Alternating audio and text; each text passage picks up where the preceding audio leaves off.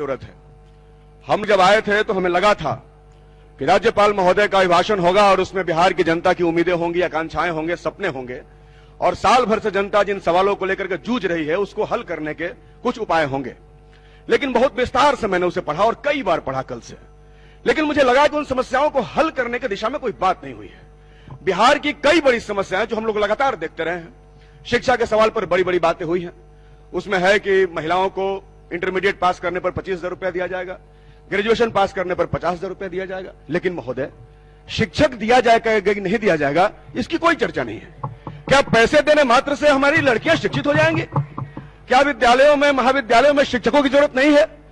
एक भी महाविद्यालय में लेबोरेटरी नहीं है, लाइब्रेरी ढंग से काम नहीं करता, शिक्षक नहीं है, आप सिर्फ पैसे बांट रहे हैं, लॉलीपॉप दे रहे हैं। मैं समझता हूं कि इस लॉलीपॉप को दे देने से उनको बेहतर शिक्षा नहीं मिलेगी। उनको तभी बेहतर शिक्षा मिलेगी जब विद्यालयों में शिक्षक होंगे। आप जाकर हाई स्कूलों में देख लीजिए, कहीं साइंस के टीचर नहीं मिलेंगे, कहीं प्राचार्य नहीं मिलेंगे, और आप कह रहे हैं कि बहुत महिलाओं का विकास हो गया।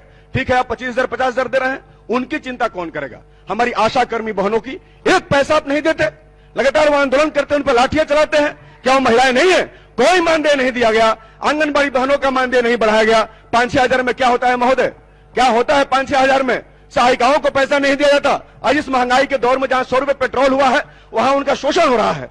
दूसरी बात महोदय, रोजगार की बात, जिस पर लगातार बिहार का नौजवान संघर्ष कर रहा है। 19 लाख रोजगार देने की बात हुई, लेकिन नौकरी के नाम पर कहा गया कि लोन देंगे। लोन देने की तो बात नहीं हुई थी, बात हुई थी नौकरी देने की। कहां आपने नौकरी दिया?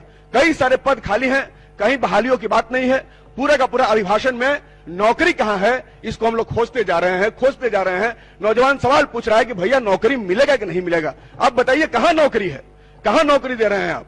यहां लगातार लोकतंत्र की हत्याएं हो रही हैं। अभी पिछले दिनों सोशल मीडिया को लेकर के एक फैसला बिहार पुलिस की तरफ से आया और कहा गया कि आप फेसबुक पर और सोशल मीडिया पर नहीं लिख सकते। क्यों नहीं लिख सकते? क्या बिहार के नौजवानों को, बिहार की जनता को असहमति का अधिकार नहीं है? और अगर उसको असहमति का अधिकार है तो क्या सोशल मीडिया पर वो अपनी असहमति को प्रकट नहीं कर सकता?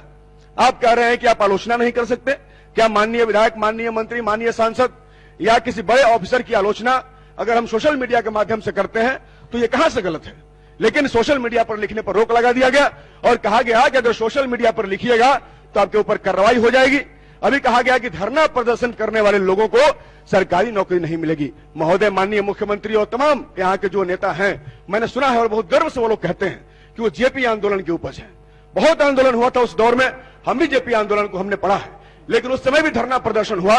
धरना प्रदर्शन कर करके आदमी विधायक हो सकता है, मंत्री हो सकता है, तो धरना प्रदर्शन करके आदमी सरकारी नौकरी क्यों नहीं ले सकता? क्यों सरकारी नौकरी पर रोक लगाया गया है? मुझे लगता है कि आप आंदोलनों से डरते हैं। जिस तरीके से लाठीचार्ज करते हैं, जिस तरीके से दरोगा अभ्यर्थियों पर लाठीचार्ज किया गया, जिस तरीके से शिक्षकों पर लाठीचार्ज किया गया, जिस तरीके से कर्मचारियों पर लाठीचार्ज किया गया और लगातार लोकतंत्र का हनन हो रहा है। महोदय, मुझे थोड़ा सा वक्त दिया जाए।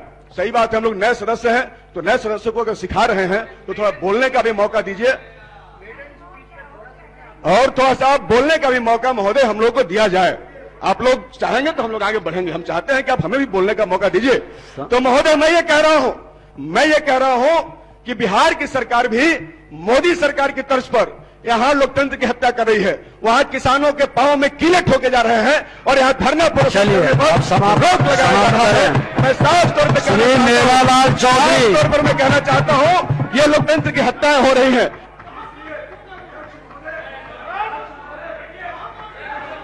श्री मेवालाल चौधरी बोलिए, आप बोले।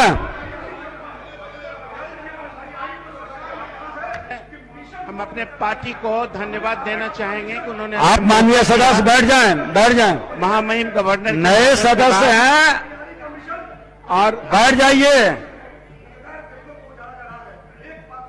आप शुरू करें, आप बैठ जाइए। आसन के अनुमति के बिना कोई बात प्रोसीडिंग में नहीं जाएगा माननीय सदस्य। आप